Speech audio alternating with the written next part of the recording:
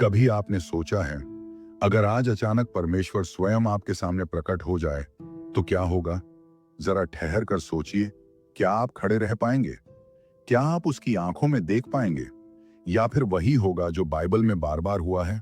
मनुष्य टूट जाता है, गिर जाता है और अपनी असली हालत देख लेता है। दरअसल बाइबल एक बहुत चौंकाने वाली सच्चाई बताती है। मनुष्य परमेश्वर को देखना चाहता है, लेकिन मनुष्य परमेश्वर को सह नहीं सकता। ये सुनने में अजीब लगता है, क्योंकि हम अक्सर परमेश्वर को एक शांत, दूर बैठी हुई शक्ति की तरह सोचते हैं। लेकिन बाइबल ऐसा चित्र नहीं देती। बाइबल कहती है, परमेश्वर की महिमा इतनी पवित्र, इतनी शक्तिशाली, इतनी शुद्ध है कि पापी मनुष्य उसके सामने टिक नहीं सकता। यही कारण है कि निर्गमन 33:20 में परमेश्वर स्वयं कहता है, मनुष्य मुझे देखकर जीवित नहीं रह सकता। यह वाक्य केवल एक चेतावनी नहीं है, यह पूरी बाइबल की एक गहरी आत्मिक सच्चाई है। अगर आप सच में इस रहस्य को पूरा और सच्चाई के लिए देखने वाले हैं, तो कमेंट में केवल एक शब्द लिख दीजिए, आमीन या हालेलुया।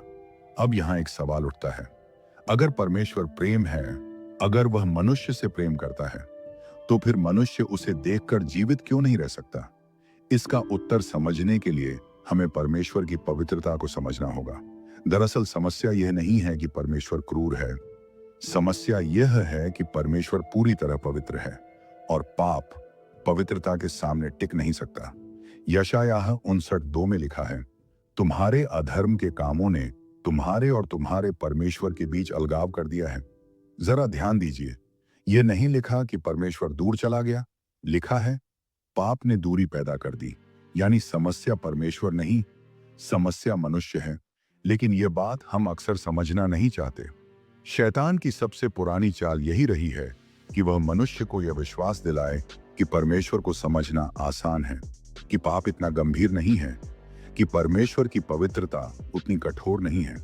लेकिन जब हम बाइबल को ध्यान से पढ़ते हैं, तो हमें एक बिल्कुल अलग सच्चाई दिखाई देती है। और इस सच्चाई की शुरुआत बाइबल की पहली किताब से ही हो जाती है। उत्पत्ति की पुस्तक हमें एक ऐसी दुनिया दिखाती है जहां मनुष्य और परमेश्वर के बीच कोई दीवार नहीं थी। आदम और हव्वा परमेश्वर की उपस्थिति में रहते थे। उत्पत्ति 3 से पहले का संसार एक ऐसी जगह थी जहां मनुष्य परमेश्वर से डरता नहीं था, वह उससे छिपता नहीं था। दरअसल उत्पत्ति 3:8 में एक बहुत दिलचस्प वाक्य है। लिखा है कि परमेश्वर दिन की ठंडी हवा में बाग में चल रहा था और आदम और हव्वा उसकी आवाज सुन सकते थे। यह केवल एक धार्मिक चित्र नहीं है, यह एक गहरी सच्चाई दिखाता है। मनुष्य परमेश्वर के साथ संगति के लिए बनाया गया था। परमेश्वर चाहता था कि मनुष्य उसके साथ रहे, उसकी उपस्थिति में जिए, उससे बात करे। लेकिन फिर एक घटना हुई जिसने सब कुछ बदल दिया। शैतान ने एक सवाल पूछा। उत्पत्ति 3:5 में वह हव्वा से कहता है, जिस दिन तुम इसका फल खाओगे, तुम परमेश्वर के समान हो जाओगे। यही वह झूठ है जिसने इतिहास बदल दिया। शैतान ने मनुष्य को यह विश्वास दिलाया कि परमेश्वर कुछ छिपा रहा है, कि परमेश्वर की सीमाएं गलत हैं, कि परमेश्वर के बराबर होना संभव है। और मनुष्य ने उस झूठ पर विश्वास कर लिया।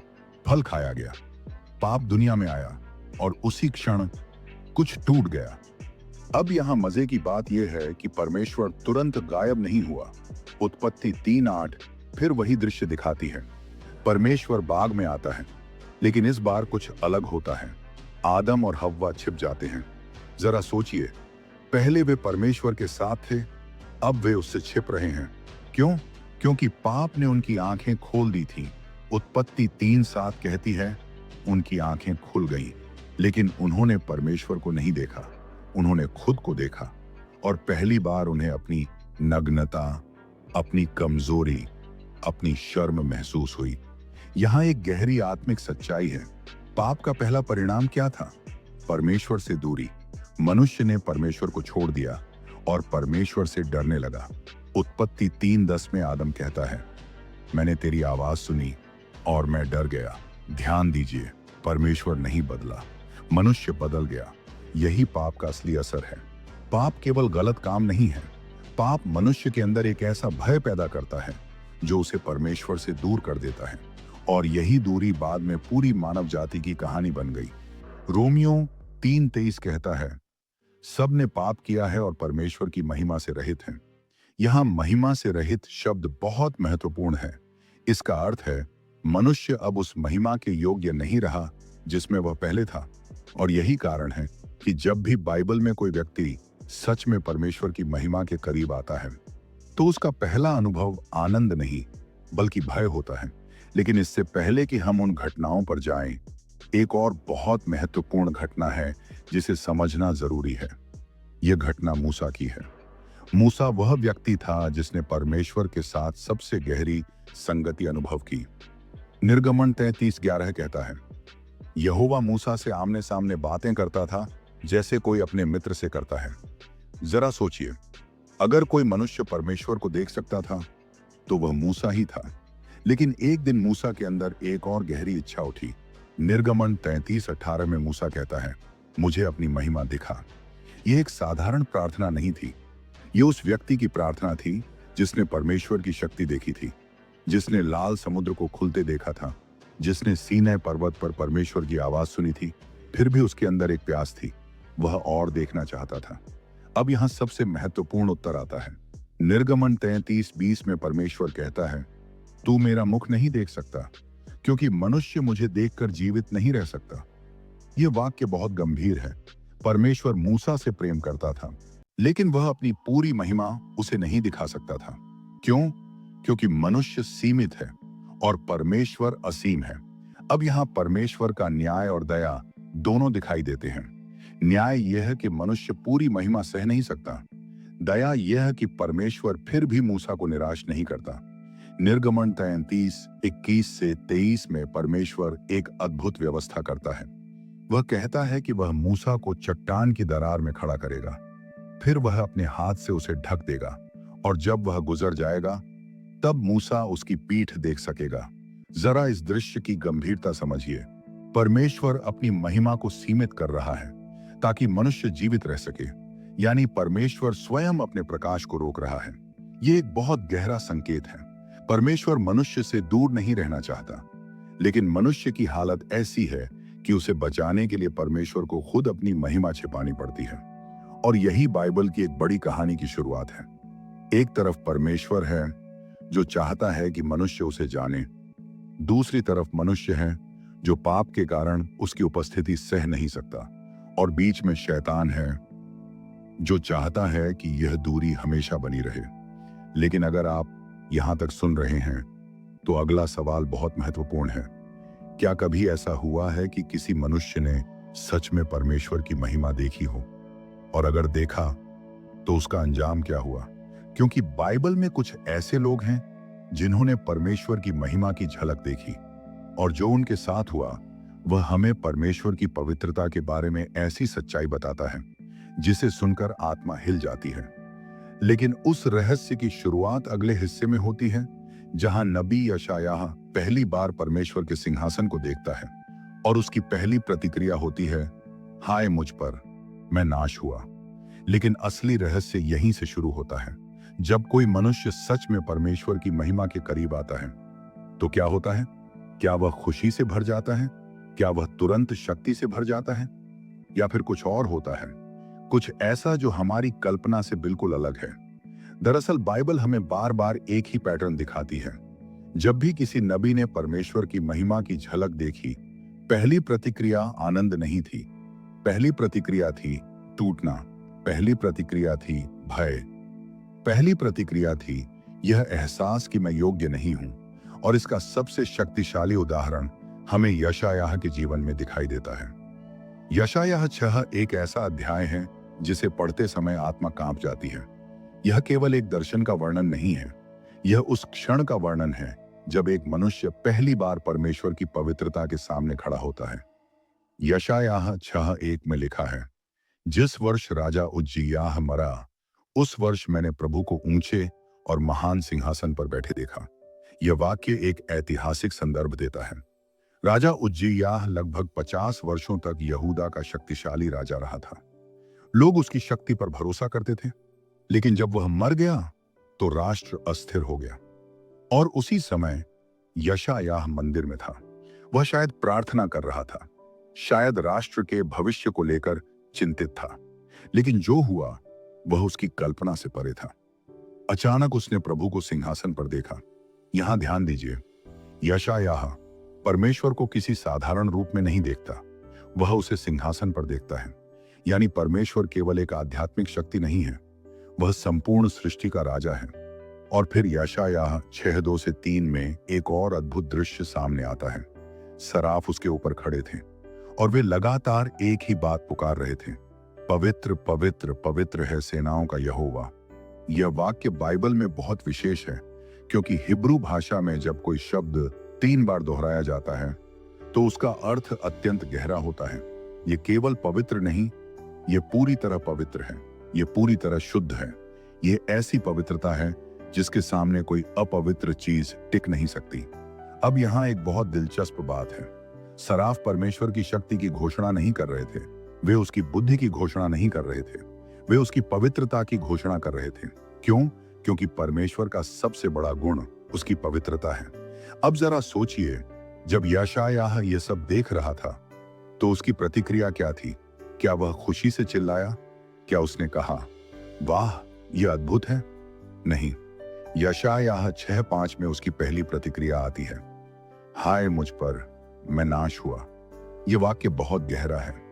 यशायाह उस समय एक नबी था, वह पहले से ही परमेश्वर की सेवा कर रहा था, लेकिन जब उसने परमेश्वर की पवित्रता देखी तो उसे अचानक अपनी असली हालत दिखाई दी। वह कहता है, मैं अशुद्ध होंठों वाला मनुष्य हूं और अशुद्ध होंठों वाले लोगों के बीच रहता हूं। जरा ध्यान दीजिए, परमेश्वर ने उसे दोषी नहीं ठहराया, परमेश्वर ने अभी तक कुछ कहा भी नहीं था, लेकिन केवल परमेश्वर की उपस्थिति ने यशायाह को उसकी सच्चाई दिखा दी। यही परमेश्वर की पवित्रता की शक्ति है। वह हमें दूसरों से नहीं, हमारे असली रूप से सामना कराती है।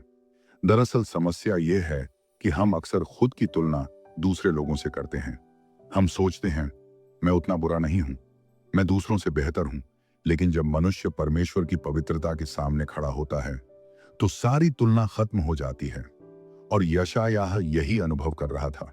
अब यहां एक बहुत महत्वपूर्ण मोड़ आता है। अगर कहानी यहीं खत्म हो जाती तो शायद यशायाह सच में नाश हो जाता। लेकिन परमेश्वर की योजना केवल दोष दिखाना नहीं है, उसकी योजना शुद्ध करना है। यशायाह 6:6 से 7 में लिखा है कि एक सराफ बेदी से जलता हुआ अंगारा लेकर आया और उसने यशायाह के होंठों को छुआ और कहा, तेरा अधर्म दूर हो गया और तेरा पाप क्षमा हुआ। जरा इस क्षण को समझिए। पहले पवित्रता ने पाप को उजागर किया, फिर परमेश्वर ने शुद्धि दी, और उसके बाद एक और अद्भुत बात होती है। यशायाह 6:8 में परमेश्वर कहता है, मैं किसे भेजूं और हमारी ओर से कौन जाएगा? और अब वही व्यक्ति जो कुछ पल पहले कह रहा था, मैं नाश हुआ, अब कहता है, मैं यहां हूं, मुझे भेज। यहां एक गहरा पैटर्न दिखाई देता है। जब मनुष्य परमेश्वर की महिमा का सामना करता है, पहले वह टूटता है, फिर वह शुद्ध होता है, फिर उसे बुलाया जाता है। लेकिन यह केवल यशायाह के साथ नहीं हुआ। यही पैटर्न हमें एक और नबी के जीवन में दिखाई देता है, यहेजकेल। यहेजकेल की पुस्तक का पहला अध्याय बाइबल के सबसे रहस्यमय और शक्तिशाली दर्शनों में से एक है। यहेजकेल बाबुल की कैद में था। इज़राइल अपने पापों के कारण निर्वासन में था। लोग सोच रहे थे कि शायद परमेश्वर ने उन्हें छोड़ दिया है, लेकिन तभी यहेजकेल को एक अद्भुत दर्शन मिलता है। यहेजकेल 1 में वह परमेश्वर की महिमा का वर्णन करता है। वह स्वर्गीय प्राणियों को देखता है, आकाशीय रथ जैसा दृश्य, चमकती हुई महिमा, और फिर अध्याय के अंत में वह एक सिंहासन देखता है और उस सिंहासन पर कोई बैठा है। यहेजकेल 1:28 कहता है, यह यहोवा की महिमा का दर्शन था।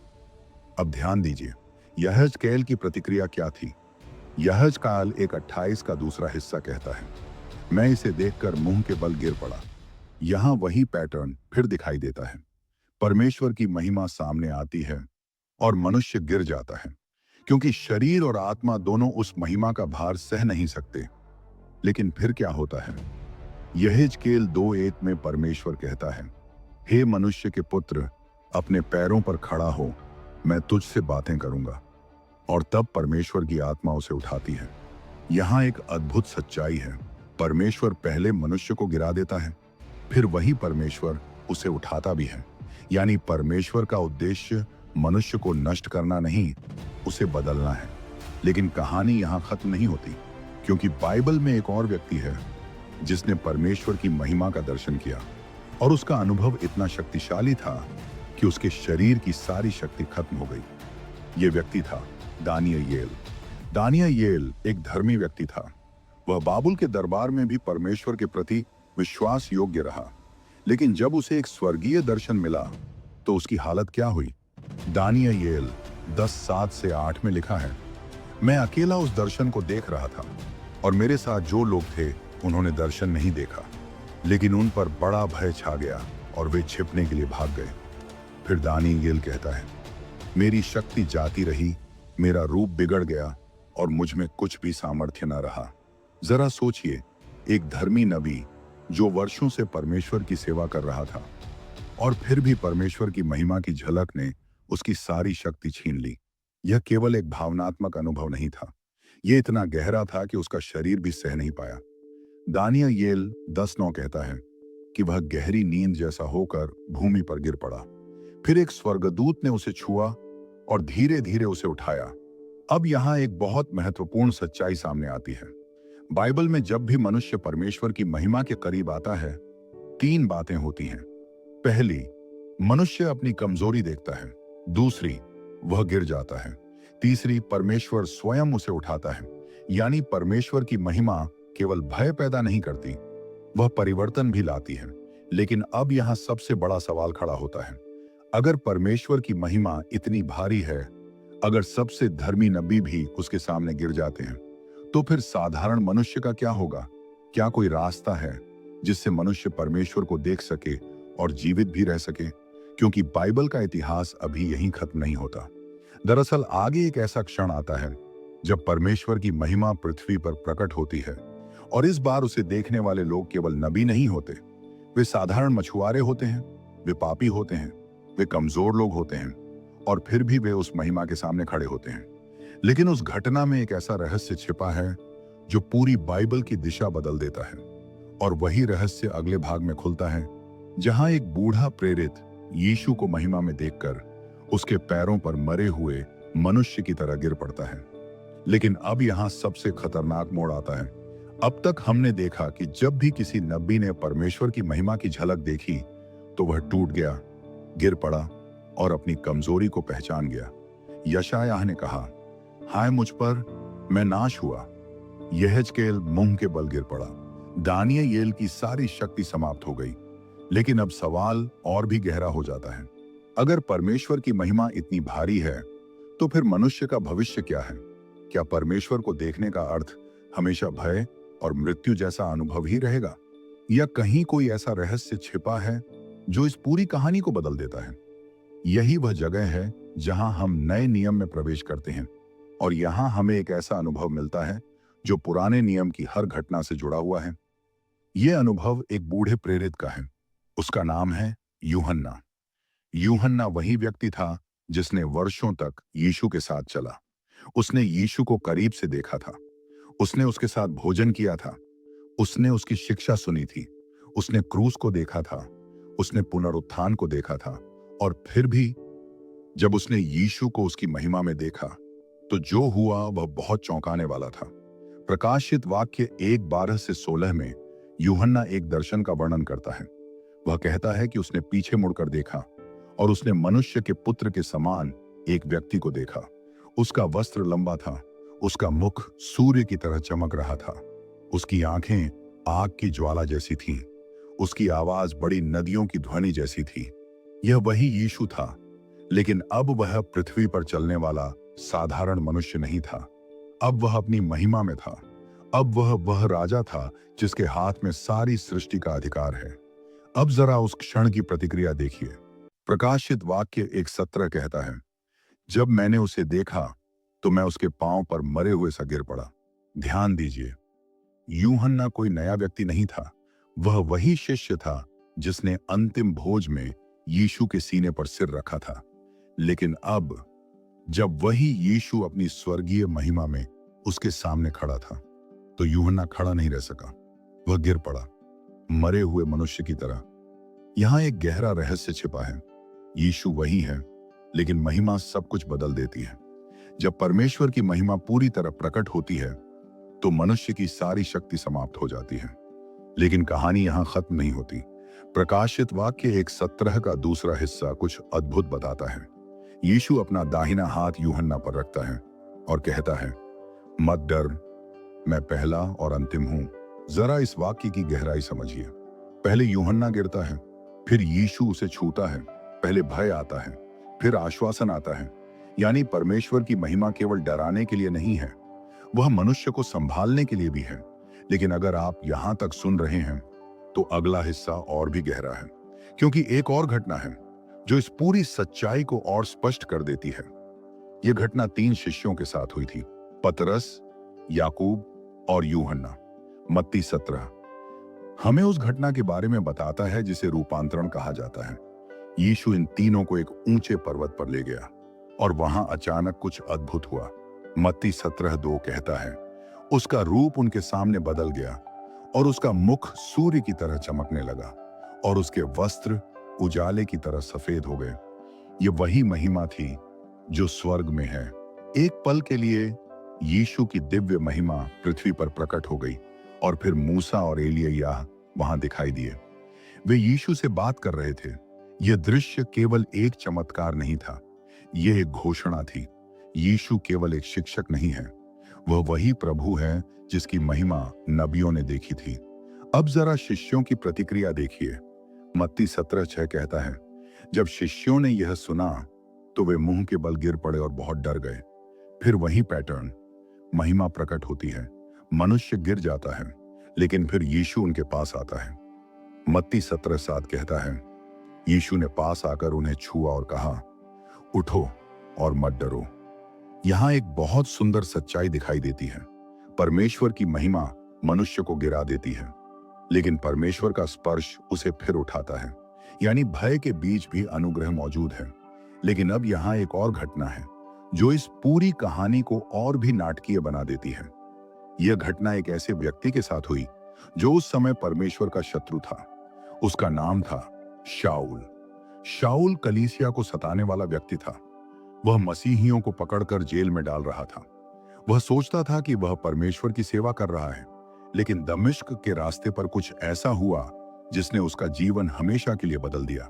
प्रेरितों के काम 9:3 कहता है, जब वह यात्रा करते हुए दमिश्क के पास पहुंचा, अचानक स्वर्ग से एक ज्योति उसके चारों ओर चमकी।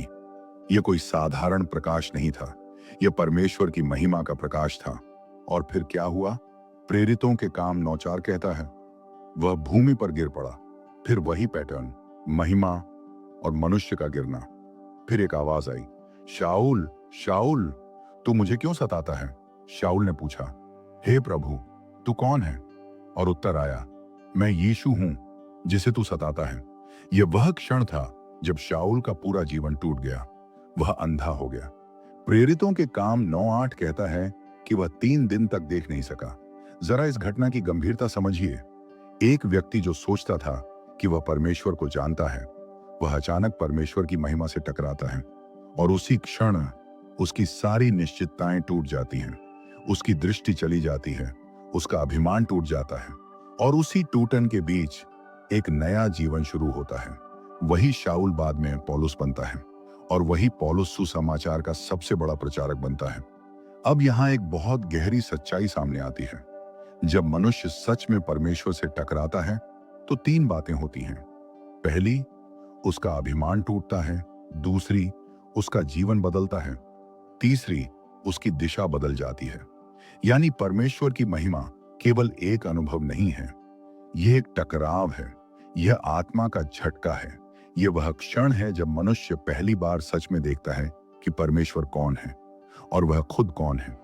लेकिन अब यहां सबसे बड़ा सवाल खड़ा होता है, अगर परमेश्वर की महिमा इतनी भारी है, अगर नबी, प्रेरित और संत भी उसके सामने गिर जाते हैं, तो फिर साधारण मनुष्य का क्या होगा? क्या कोई रास्ता है जिससे मनुष्य परमेश्वर को देख सके और जीवित भी रह सके? क्योंकि बाइबल की कहानी का अंतिम उद्देश्य भय पैदा करना नहीं है, उसका उद्देश्य एक रहस्य प्रकट करना है। एक ऐसा रहस्य जो पुराने नियम से छिपा हुआ था, एक ऐसा रहस्य जो क्रूस पर प्रकट हुआ। और वही रहस्य अगले और अंतिम भाग में खुलता है, जहां बाइबल यह घोषणा करती है कि एक दिन शुद्ध किए गए लोग सच में परमेश्वर का मुख देखेंगे। अब यहां अंतिम और सबसे महत्वपूर्ण सच्चाई सामने आती है। अब तक हमने देखा कि परमेश्वर की महिमा के सामने मनुष्य टिक नहीं सकता। नबी टूट गए, प्रेरित गिर पड़े और सबसे धर्मी लोग भी डर गए। लेकिन सुसमाचार एक नया रास्ता दिखाता है। यूहन्ना 1:18 कहता है, किसी ने परमेश्वर को कभी नहीं देखा, पुत्र ने उसे प्रकट किया।